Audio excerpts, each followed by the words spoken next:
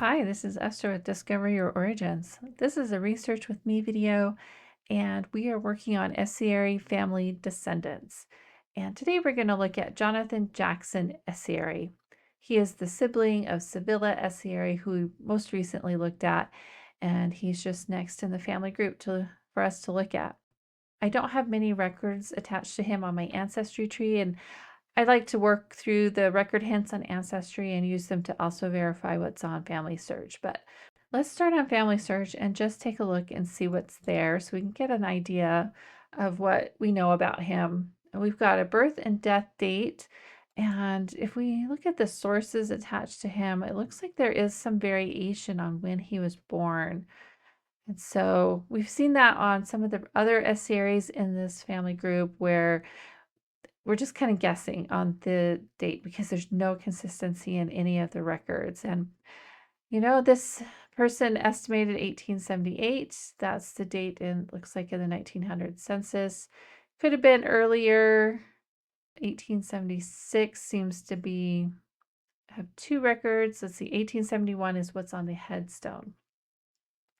Headstone does not necessarily mean correct because family ordered the headstone and they would have ordered it based on what they knew. So this one has a biography. So let's just go look at Find a Grave. Let's see what they've got. Yeah, 1871 to 1950. Son of Jackson and Essary and Sarah Meigs, husband of Julia Ida Braun. Okay. There's the obituary that was shared here with the reference, so that's good. Surviving, we've got children, okay. And all right. All right, so we'll have to take a look at the children later, but we've got Ida and Jonathan J. Okay. Jackson was a very common middle name for this family. We're seeing it even in the spouses that the siblings marry.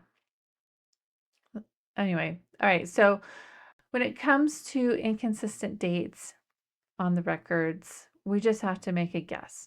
He was born about. And so let's just go ahead and update this because that's going to be better than saying it was for sure 1878. All right. Okay, we'll just update that. All right. Let's just look down here. Okay, so here we have Julia Ida Braun. That last name might need to be looked at later. And then in this family group, we've got some duplicates that will need to be merged. So we'll have to do a little bit of cleanup work. And it looks like we're missing some death dates on some of the family members. And wow, look at that. 7 girls and 1 boy. So that was probably an interesting household. The youngest is the boy. So I wonder if James had a middle name of Jackson. If you think that's his middle name, just leave a comment and see. We might look at that later. All right, so let's go to Ancestry and see what we've got there. Okay, so we've got 8 record hints, and I've got 1871 because that's based on what was in Find a Grave. So I think I'm going to update that as well and change that. And we'll put about 1870. The Family Search had it at 78. I'm going to put 76. It kind of moves it a little bit more in the middle. Family Search and Ancestry, I tried to align my tree and Ancestry so they at least are close or similar. Sometimes I do vary from what's there. All right. And where we're putting an about date, it probably doesn't matter that much. Okay, so let's just scan through and see what we've got for records. We've got census records, and I probably will look at the images just to make sure we aren't missing any children in the family group. All right, 1920. Here's a death record that says birth about 1872.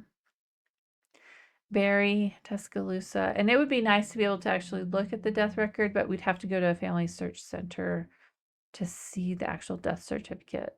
So Okay.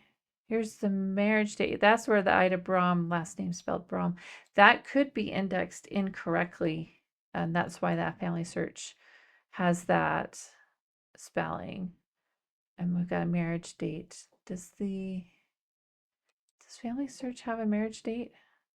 Doesn't. Okay, so we could add a marriage date. It says they were married in Mississippi. Okay. Let's add a marriage date.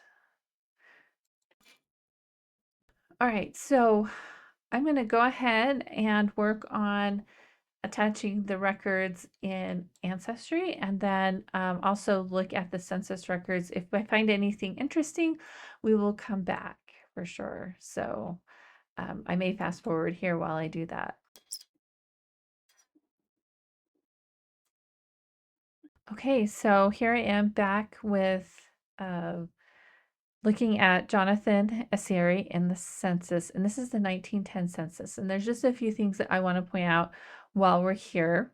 So the column that I always like to look at is the children born and the children living, because that will tell you if there are missing people in the family group. It looks like Ida had 5 children with 5 living, which is great. She didn't lose any children, at least as of 1910. But the other interesting thing about this census page is the sibling group here, the children of Samuel Jackson Essary and Sarah Meeks, are all living next to each other. So above Jonathan is Sevilla, who's married to Charles. Below Jonathan is Willie. We've got Robert J. Campbell and Maddie. Maddie is a sibling. And so you can see here that this family was close and that they were all living close to each other. And I bet if we even look at a previous page, we're going to see, yeah, here's some more SERs. Here's Samson and here's a James T. So they were all living right next to each other. And, we're still looking at some of these families and these groups. Samson was the grandfather of these children that we've been looking at. So interesting. And they're all just staying together, living together, working together. Probably they're all farming, so they're probably all helping each other. So you can imagine on a holiday if they all got together or something, that would have been a big family.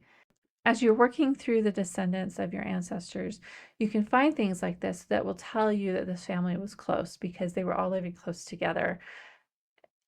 And so it just adds some insight into the family. Anyway, we're going to keep on going and continue to attach records.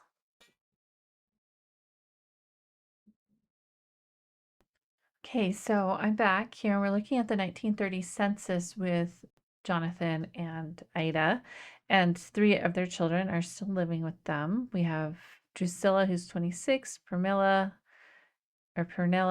as 19, and then their youngest child, James, who's 16. But the column that I like to look at here in this column is marriage age. So this could be used to help support any marriage records that you find. So 26 and 18. And so you can do the math and see if it falls in line with what you know about the marriage, which we have as 1900. So I think that kind of aligns. And so we'll just look at that and just make sure that the marriage record we have matches. And again, here we are in 1930, and we're getting ready to go into the Depression. And you can see here they're all working on a farm, and their farm is rented, so they're on rented land. Did they have a radio? No, they didn't. So, none of the Essaries, as far as we know, had a radio. So they were probably struggling as just surviving the best they could, and that's pretty typical of the rural South. They just tried to survive. Anyway, we're going to attach this record and we'll just keep on going. Okay, so we are back and we have finished attaching all of the records. Now in Family Search, we've got to deal with these duplicate children, so we'll do that here in a minute. All right, so far everything pretty well aligns with what we know on Family Search, and so we're going to just keep on going. we've got a marriage record hint that we need to look at on Family Search. But on Family Search, we need to deal with some duplicate children. So let's look at this marriage record and then we will deal with the duplicate children. Okay, we got John J. Essary and Ida Brom, married 12th of January. Oh, and there's an image. So let's just double check to see if maybe her last name was indexed incorrectly. All right. Oh, here we go. BROM. Let's see, do we have her signature? BROM. Let's see. Ida Brom, BROM. Okay. Well, it could be. Could be. Jonathan, JNOJ Essary. Yep. Okay. Yep. So this is it. We're going to attach this record to them. Then we'll clean up those duplicates. Okay, we're back. So we've attached the record for the marriage, which is great. We didn't have that before. So now we're going to deal with the duplicate children. And so I'm just going to go through it once and then I'll take care of the other duplicate fast forward, and then we'll come back and see what we need to do next. So what I like to do is look and see which one is probably the most complete profile, and the one that has the least complete profile. I'll just click on the ID number just in case Family Search has not detected the duplicate. Then I'm going to go to the child that I want to keep. And it did detect a duplicate, so that's great. I don't need to worry about that ID number. But if Family Search did not detect the duplicate, then I could come down here and click on Merge by ID number and just plug that in. So I'm going to go ahead and click on this possible duplicate. We'll click on Review Merge. Okay, so this is the new merge experience in Family Search. So if you have not seen this before, you need to go to Family Search Labs and enable it. It condenses the screen so it's not taking up quite so much real estate, and also simplifies the view. But it gives you the duplicate person on the far left, the surviving person in the middle, and then the merged person on the right. And so you're just going to compare them side by side and see which information you want to keep, and click on the circles of what you want to keep in the merged profile. And this is saying these persons may be twins because there is some slight differences, and I think, the name spelling is maybe probably the thing that is triggering on. But overall, it looks like most everything matches like it should. Yep, so that one doesn't have any sources. So we're just going ahead and click on merge. There were no inconsistencies found. If there were, Family Search likes you to explain why you're merging them together. And then we'll just hit submit. Okay, perfect. So I need to work through all of the record hints for Drusilla at some time, but I'm gonna go ahead and work on the Leona Essary duplicate here, and then we'll come right back. Okay, so Leona's profiles are now merged together, so there's no more duplicate. But one thing I'm going to point out here is that this profile has the married surname for Leona of Evans, and Family Search says that for women who later marry, the last name that should appear in the last name is the maiden name. You can see here, if female, use the maiden name. So that's what we're going to do, is we're going to update this to Essary and remove that from our first name, and also update this to be English because that was the language they spoke, and that should update that. So that is something that needs to be corrected if you see that. All right. Now, if you are going to search for records, you may need to do searches with her married name versus her maiden name. Just keep that in mind. But as far as her profile goes, it should be her maiden name there. All right, so that is fixed. So let's go back to Jonathan Jackson Essary, and we'll just very quickly review what we have. So we've got an approximate birth date, we've got a death date and place. We know that he married to Julia Ida Brahm, and I'm going to go and check her name. We've got a marriage date that we added. We cleaned up the children on Family Search. We know that Jonathan was close to his siblings and they were all living next to each other and they were all farming, so they probably all worked together, helping each other out. And that's what we know about Jonathan. They had 6 children total. It looks like 6 of their children lived, so that's great, at least as far as we've been able to see so far. And so let's jump over to Julia's. We've got a few minutes here and just very quickly take a look at her profile. And it looks like we could probably add some information here. Okay, says in the census she was born in Alabama, so let's add that. And again, we've got some variations on her birth year. Is she, okay, if she was born in 1879, she would be in the 1880 census, and I am not seeing that.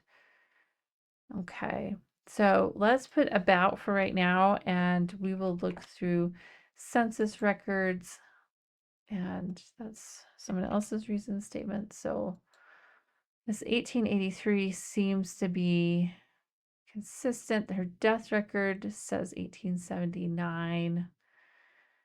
1882. You know, I think 1883 is probably better. We will need to double check the census to see if she's in the 1880 census, but let's just update that.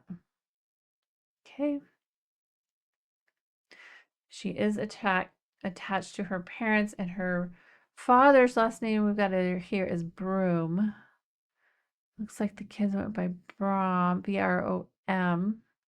Okay, so that's good. So that's probably right. We didn't look at her name, so let's see. We've got Ida, Julia, Ida.